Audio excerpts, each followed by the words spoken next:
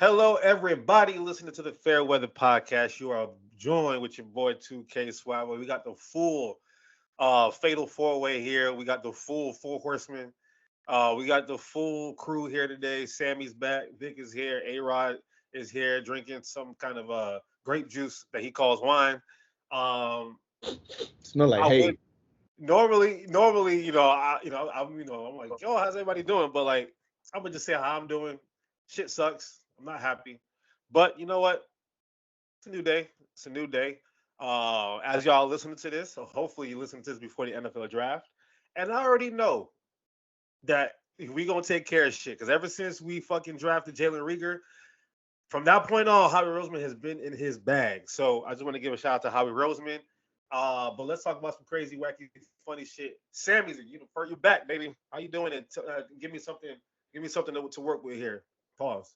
I'm gonna keep it soccer. Your boy Jude Bellingham scores in the 91st minute against Barcelona in the Clásico this past weekend. That's what 3 days after PSG beat them on the remontada against PSG. So yeah, just not a great week for Barcelona fans. Sucks to Damn. suck. Damn, it's a good thing I ain't a Barcelona fan currently. I would like to just give a quick shout out to Manchester United. The 80th minute on, we finally did some shit right this time, and we put some pressure on and make sure ain't shit coming back to us. So, shout out to my boys over there. Shout out to Bruno Fernandez for real though. Like I like him. Like I used to be like about him, but like I have like I'm good with him. Me and him. I'm about to start calling him Penandez, bro. I feel like every time he scores, it's a penalty, bro. Not. All right, A-Rod, go ahead, Mr. Stark. Crazy wackiest thing I've seen is what was it? Yankees and A's first game, and homeboy gets ejected. Boom gets ejected from a fan heckling. Bruh. Like it's a little bit ridiculous to me seeing that. So that was mind-boggling, and having to watch him go out there and plead his case, and but life is good for me. You know why it's good, so I won't twist any daggers. Don't worry. I'm not a Jets fan. I don't know why that's good. All right, Vic, what's poppin', Slime? I like sports. I know you do, brother. I know you do. I like anything in the crate. And just so y'all know, as we're listening to this, the Boston Celtics are playing the Miami Heat. It's 49-46 according to my calculations over here. It's the second quarter. So Vic is going to be a little spaced out today, but he's here. Just so y'all know, he's here. But anyway, Vic, anything crazy, wacky, funny for you? Yeah, I think I touched on this last week. I just want to follow up on it. Another spoiler alert for you, but guys, spoiler alert for Wrexham. Welcome to Wrexham season 3. Spoiler alert. You have 3, 2, 1. Skip ahead 30 seconds. The Wrexham Football Club is moving up to League 2, gentlemen. League 1. They're moving up to League 1. After 1 year in League 2, after 10 years in the National League, they have moved up to League 2. Good for Wrexham, great for the fan base, and great for America's soccer team in Europe, Wrexham. Let's be honest, no other soccer team has done more to grow the game of soccer in the United States than Wrexham FC right now. I like it. I'm happy to hear that. It gives me the Coach Lasso vibes. So I do like that. Now, I do got a couple things for me. First and foremost, Saturday night, Ryan Garcia, David Haney fight. We don't get into enough boxing on this show. In case y'all don't know, like boxing was probably one of I would say basketball and boxing it kind of went hand in hand as my first loves. My grandfather, he got me into boxing a long time ago. But he comes over for fight night. Anyway, so yeah, he got me into it and everything like that. And if anybody was paying attention to it leading up to the fight, everyone was convinced. I don't know how convinced I was, but I knew something was up with Ryan Garcia. He one day he said I identify as a woman. The next day he said he's being kidnapped by the Illuminati. Next day he said, his Twitter was hacked. He was saying all this crazy shit. And I'm like, bro, I don't know if something's wrong with him. Maybe he needs help or he's just trying to sell the fight. I wasn't sold on it either way, so I didn't know. All I know is that going into that fight, nobody gave Ryan Garcia a chance, and he went to work on Devin Haney, and he came in 3 pounds overweight. So he wasn't able to win the belt, and he had to give back 1.5 million because of a bet he had with Haney. But I think this is setting him up to go to 147 because when you see him against Tank, he looks considerably. It's crazy what just a few pounds can do, bro. He looked considerably smaller against Tank a few months ago, or a year ago now. It feels like, I think, as opposed to like how, like, he felt like more his normal weight against Haney. So huge shout out to Ryan Garcia. He shut up a lot of haters. So we're gonna see who he fights next. Yeah. Hey, listen, he talks a lot. I know he does. Devin Haney too, bro. Both of them are not fighters. They are both not fighters. Listen, Ryan Garcia. One thing I'm gonna give him. I know the Instagram shit. Give him anything. Don't give him. He does have fast. He has fast ass hands, and he gonna hit you with that left. He's got you. One trick. He's got one trick, and that's the left. That's it. Hey, Deontay Wilder won a lot of money. Oh yeah, I know. Like that. So at the end of the day, if you got it, hey, keep that shit going until it doesn't work no more. Well, whoever Ryan, or we know who Ryan Garcia's promoter is, but Oscar De La Hoya and Kirk Cousins' agent are two of the greatest people to get contracts and or fights for their people, because Ryan Garcia has not fought a single fucking person, and there was no reason for ever. I mean, he's fought few good fighters lately.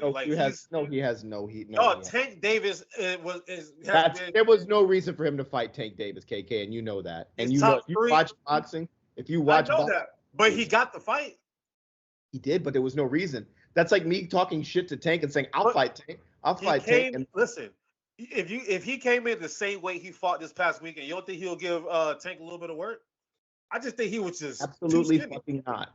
Absolutely fucking not. Okay, if you like Ryan Garcia, that's on you. But Ryan Garcia, I don't have an opinion either way. Devin Haney's last fight before this one, he robbed Lomachenko of that belt. So Lomachenko won that fight. I fuck with Lomachenko. I fuck with Canelo. And we just lost like 60% of our listeners because we talked about boxing for 12 minutes. That's not true. That's definitely not true. Okay. And then to add to that, oh yeah, also my favorite fight currently is Terrence Crawford, by the way. But I mean, it's like a hacker. yo, this would be you'd be the perfect movie Netflix like cover for like a show that I need to watch for a 10 episode miniseries. You got that shit. Oh shit, something's wrong with Vic. Okay, now my last thing, and that's gonna be a lot more relevant. My favorite collegiate athlete of all time, Reggie Bush, got his Heisman back. And if y'all know how I feel about Reggie Bush, bro, like y'all understand how proud and happy I am for him to get this shit. He single-handedly was the reason why. Like I watched Michigan football when I was younger, casually, but I wasn't like invested. Reggie Bush came around, and I was hooked. I mean, like he single-handedly got me hooked on college football specifically. So shout out to the Hall of Fame for finally getting this shit right and doing something that makes sense. The Hall of Fame be doing a lot of shit, but this was something they got right.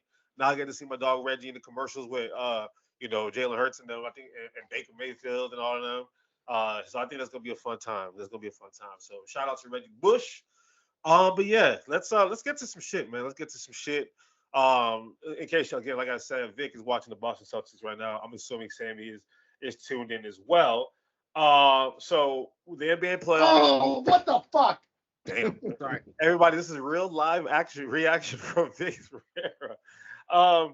But again, it's halftime now, so we get to get Vic for 15 minutes. We get Vic a solid 15 minutes right now. But we'll start with the home teams for the most part have been dominating, including the Boston Celtics.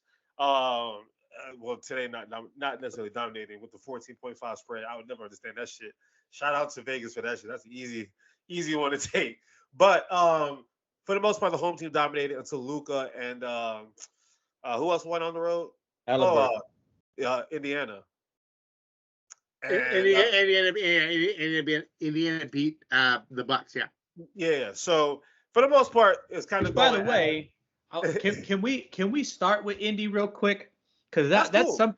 I know you excited to talk about anti-Milwaukee. That's no. I just want to, because last week I wasn't on, and I wanted to have Vic's back because Vic had my back when we were talking about the Mavs and Clippers or whatever.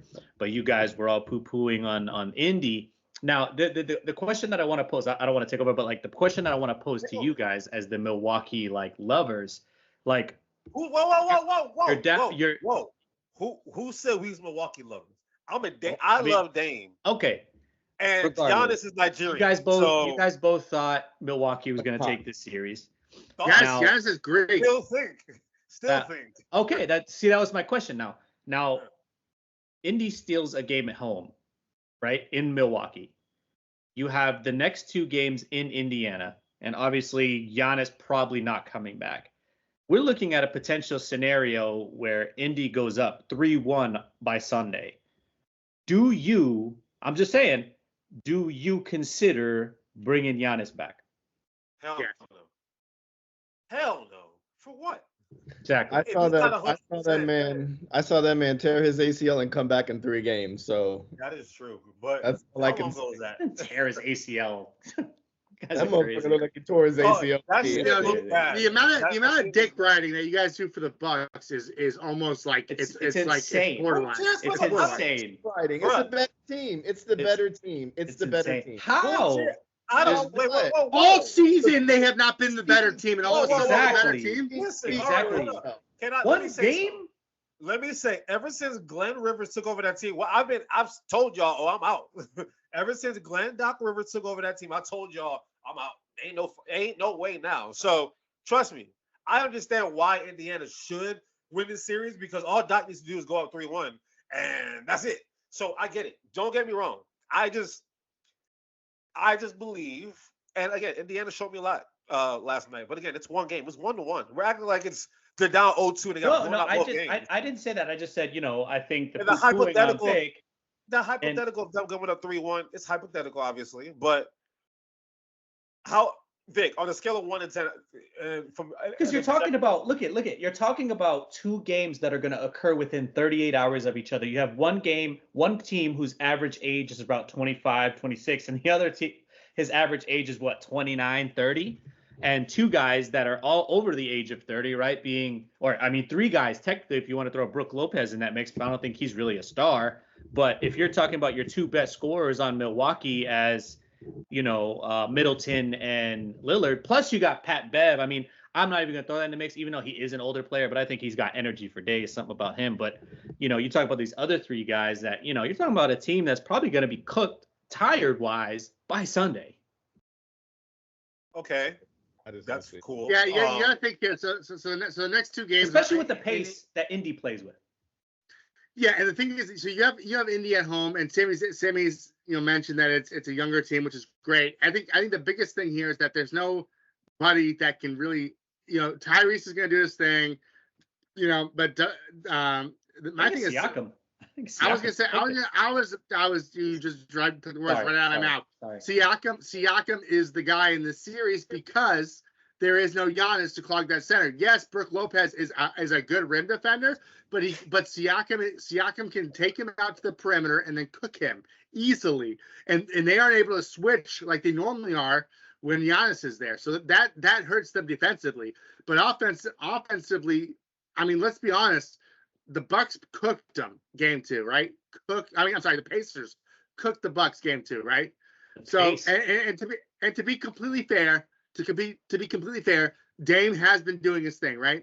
Dame, no shade on Dame. He has been doing his thing. He has his thing in the first half, and then he's been okay the rest of the way. But the issue with Dame is that he's one guy, right? And this is the Portland thing all over again. And I know you guys think that this is a better constructed team than Portland, but I think they're a bad matchup as constructed right now without Giannis against the Pacers. All right, A-Rob, Mr. Beat Writer. Have you heard anything about what they're saying about Giannis? He's trending in the right direction. That's all I see. They could ramp it up. Is what I keep seeing. We're a week out. I guarantee you, we're a week out. So we're a week out. So. You said so. So by Sunday we'll already be done. Sunday will be game 5 or Monday will be game 5? Sunday will be game 4. I was saying Sunday's game 4, And Friday's game 3. Game 5 would be Tuesday. So they're playing every other day from Sunday. I'm sorry, from Friday on they're playing every other day. Hey Rod, so let's say they go down 3-1 like Sammy put out there, right? But Giannis shows back up for game 5. Do you think Giannis would be enough to add to what they already currently have to come back from a 3-1 lead and do the anti-Doc Rivers? 3-1 is tough, man. Like I don't want to be put in that scenario. I think the Bucks are a better team. I think they'll get past it. Any motherfucker that changes his voice when he talks, I don't trust him. So Halliburton. Tyrese now? I thought we loved Tyrese on the show. No, man, just be yourself. You can't be like, I can't stand Cat. I can't. All I'm saying is, I'm ready to eat crow. I love eating crow, right? And I love bringing this different type of energy. But I can't wait till me and Vic get these fucking flowers next week. I can't wait. I do want to correct myself. I want to correct myself. So they are playing every other day until Game 7. Game 7 will be 2 days rest, and it will be Saturday, May 4th in Milwaukee. Saturday, May 4th? You know that's crazy. I just realized my birthday's on a Saturday because my birthday's May 11th, and 7 days later. Hey, turn up time. I'm about to turn that. It's Taurus season, baby. Taurus You're season. welcome. All right. Listen. All right. So, all right. Are they eating crow, A-Rod? Like, you don't think? Don't. You gotta lean one way or the other. You can't be. You gotta give me a straight answer. You don't think? You think? Yes, Milwaukee could win if Giannis comes back game 5. Everybody has an argument to win, but I'm sticking with Milwaukee, man. Like I'm sticking with them. Let's go. Are you not scared at all? Are you not scared at all? No, I'm not. I'm not scared at all. Sammy. When a man scores 35 points in the first half and doesn't have to score anything in the second half, I'm not scared. You're crazy. All right, I'll give you this, Sammy, and we'll move on to the next series since, fuck it, he's here. A-Rod's here. So the reason why I really wanted Milwaukee to get that 2 seed because I wanted Milwaukee. I knew I didn't want to. I understand New York; they're scrappy, and nobody wants to play against a scrappy team, right? And then Boston, I didn't want no parts of Boston in the first round, but I did want to play Milwaukee in the first round. So if we were playing Milwaukee, I think we'll be up 2-0 on them. That's how. So level of confidence, Milwaukee, and again, I don't even have that much level of confidence for Philly. So I still think we'll be up 2-0 on Doc. So to answer that question, no, my level of confidence is not good because to me, Doc doesn't know how to make adjustments, and the old thing is real. They will literally need Dame to be superhero. I've seen it so many times. Again, in the first round, all this waving goodbye shit to Paul George, the walk-off shot against the Rockets. He's good for one every 3 years. So I just feel like we still got one more Dame time in us. That's just me holding on to the past. I feel like it was game 1. I feel like it was game 1. I do too. Yeah, but like he walked them off against the Rockets and then walked them off against OKC. Like walked them off the court. It's like, have a nice day, y'all. So I've seen it, bro. I've seen it, and when you're a superstar, you just have that shit in you. It's Kobe dropped 60 on his last game. I don't give a damn how many shots he took. He didn't not in that game. Kobe the last 4 years. Speaking of defense, God, I don't want to jump around, but Luka Doncic has been playing his fucking ass off on defense over the last couple of playoff games. Like, there's a stat I saw, like, anybody he's guarded is shooting 27%. Perfect segue. Just jump right into that series. Okay, so I was going to jump into Philly, New York, but you're right. I do want to jump into Let's go to the 1-1 series first. Yeah. I do want to jump. Yeah, I do want to jump on the Luka series because last night, bro, he went the hell off. And you know how I feel about Luka. To me, he's the MVP. I don't give a damn what Jokic does. I've been on this since like July. I'm like, oh, he's in shape. Oh man, he's playing for real now. And for him to have this extra gear now, because he plays like a lazy game, but it's 40, 15, and 9. It doesn't make sense. Kind of like Jokic. Like he ain't hustling and bustling, but he just dropped 37, 20, and 15. Like it's crazy. So Vic, let me ask you a question. Okay, so it's 1-1. I know. Actually, no, Sammy, because this is your series. You're a Clippers fan. These are both my teams, man. All right. Who? You a Dallas fan now? You hate Kyrie. That's Vic. You can't be. You're a Kyrie. You hate Kyrie. Vic did say he's been on the wagon for Dallas and vouching for him. So but you and he also years. And he also I got receipts. And he also did say one last episode or 2 or 3 ago that he gives Kyrie his props. So I'll give him his. All right, that's But true.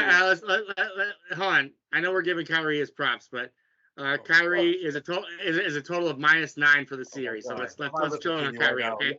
Jake, I'm cutting you off. Sammy. Hit that mute button. As a you know, you got the one side of you got the Clippers. Yeah, I'm Clippers. Yeah, I'm Clippers, but I just mean in one general. side you still got the Dallas thing. How you feeling now? Because Kawhi, he didn't. I mean, he's back, but I mean, this is not Kawhi. Yeah. And we talk about age. Russ is old. James Harden is old, and Paul George disappears. Yeah. So, what's your level of confidence on the Clippers? I'm worried. I'm definitely worried, and the only reason why I say that is because Kyrie Irving has been an upstanding citizen this year. That's always been my concern. Had nothing to do with the talent level. Had always to do with like, how is his persona going to be? Is he going to buy in? Does he believe, right?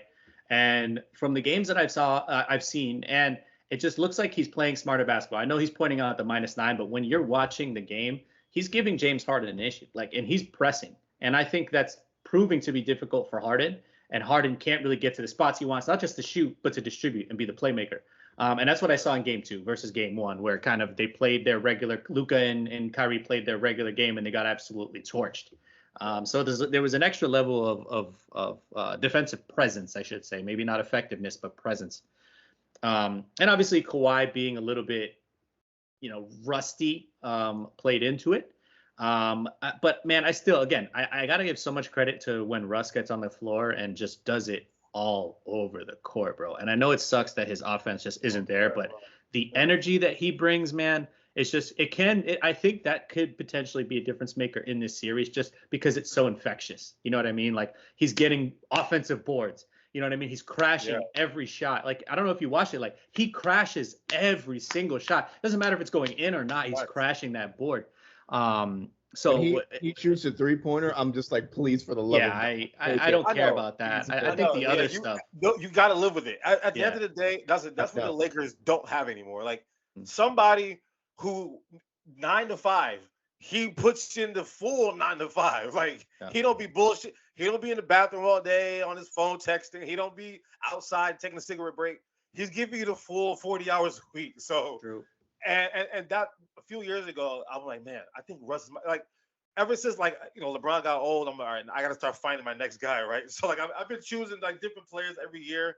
Right now it's Anthony Edwards, by the way, but Russell Westbrook at one point, I'm like, dog, I think he's my favorite player because like the reason why I was an Allen Iverson fan when I was a kid, the same thing, and he's smaller than Russell Westbrook. Like, he was just on the ground, this doing that, and I just loved everything, that energy that he brought. So to me, do you not think like and I'm trying to think, Dallas, do they have like an energy guy too? Because I don't know if they have anybody like that. No, not really. But I just, like I said, I think that's the biggest. Yeah. You don't bring it like that. But like, you don't bring it. I just think can we rely on can we rely on Kyrie being present all 6 to 7 games if it goes? Oh, yeah, he's present. Right? What has he done this year to show you that he's not? I just mean on both sides. I'm not talking about offensively, like, because even Game 1 he dropped 31 and they lost. It's just the other things that he did in Game 2 that I thought were much more effective. Even if you're just making life difficult for James Harden, if you're forcing him to shoot later in the shot clock and force a bad shot, that's where they're going to kill you. And they did that, and they forced them bad shots or tougher shots, I should say. And so I know you got something to say. What you got? This is a guy that consistently quits on his teams in the playoffs. Consistently, guys. Come on. Like I said, he's -9 and a plus-minus over these past 2 games. I don't care, Sammy. And then let's talk about Kawhi Leonard, right? The plus-minus also depends on your team too. They have a facts, right? That stat is the most overblown stat. No, it matters. Good for a season. It matters. Good for a season. Right. I think it's a good for a season. That stat is like, I've been playing 2K, right? On 2K, it shows you your plus minus. I'll have Anderson Varejao on the court with me for like 35 minutes, and his plus minus is just as good as mine because he plays every minute that I play. So that don't mean I'm impacting the game. So let's talk about stats then. We want to talk about stats. Let's talk about stats. Let's talk about Kawhi Leonard Game 2, right? His first game back this series, right? So he went 41% from the field, right? His season average 52%. He went 0% from 3, right? His season average 41%. This is a guy that is going to start to come back. And when he does come back, it's going to be an issue for this Dallas team. They have nobody. What was the question? Nobody that can guard him. What was the question about Giannis? Should he ramp it up or just come back or sit it out? Just because he's back doesn't mean he's going to be back. He might need to have taken a little bit more time because the type of injury that he has is not like. What was the injury Kawhi had though? It was a hamstring, right? Yeah. Bro, but I don't want to compare. I don't want to compare Giannis to Kawhi because all Giannis does is run downhill. Kawhi is a much more skilled basketball player. That's a good point. Does Kawhi not get hurt every year? Every year. No, he does. It's been like this. But that's not what we're talking about right now. We're talking about Kawhi coming back, right? And we're talking about averages and regressing to the mean, right? He's not going to shoot 41% from the field and 0% from three. He might still be too hurt. We don't even know that. Dog. That's the problem. They lost by 3 with Kawhi probably having his worst performance of the season. Okay, let's be honest here. It doesn't matter if he's still hurt. He's hurt. I don't give a shit about the analytics of basketball at all. I really don't. The plus minus shit, throw that shit out the window. If analytics, it's he didn't even say plus minus. He was talking about the average, the percentages. Those are actually valid. I know that Kawhi Leonard's coming off an injury. They rushed him in. I think what's going on in LA is it's deeper than that. I think Steve Ballmer has to find a way to keep these guys there. And I think like Paul George is like thinking about wanting to leave. Paul George is out. He coming to Philly. I don't give a fuck where Paul George goes. I really don't care. Wherever he goes. When he come to New York, you don't want him? Should go to Orlando. I don't care. I think Sammy, that's a good one. What? See, last week y'all said Clay. I was like, no, that doesn't feel. That's Paul George. That's the one. No, y'all missed me last week. It's all good. Oh my God, Sammy, that's the one. That's scary hours for the Eastern Conference. What did he say? Paul George for Orlando. Oh yeah, that would be ridiculous. That would unlock Paolo more than we even. Paolo, as he's good now, that would unlock him, bro. It makes sense. There's a lot of bad bitches in Orlando, so I can see Paul George going there and cheating on his wife. So. Hey, I don't know about that now. I don't know about that. But I think with LA, I think it cuts deeper than that. I think a lot of these players are just like, I think they're in their heads too much on stuff. I think the whole team doesn't know how it's going to be constructed next year. I think the worrying of Kawhi Leonard injury, of how that's going to impact it. I think relying on James Harden to do too much, and then we know what Paul George does, man. We want 35-point games from Paul George, but realistically we'll probably get at least 20 points and, pandemic P type shit. But why though? But for Dallas, like it goes through 2 players. Like 2 players have to combine for nearly 60 points, play lockdown defense, and at least play 40 minutes between the 2 of them. And if they can do that, they'll be straight.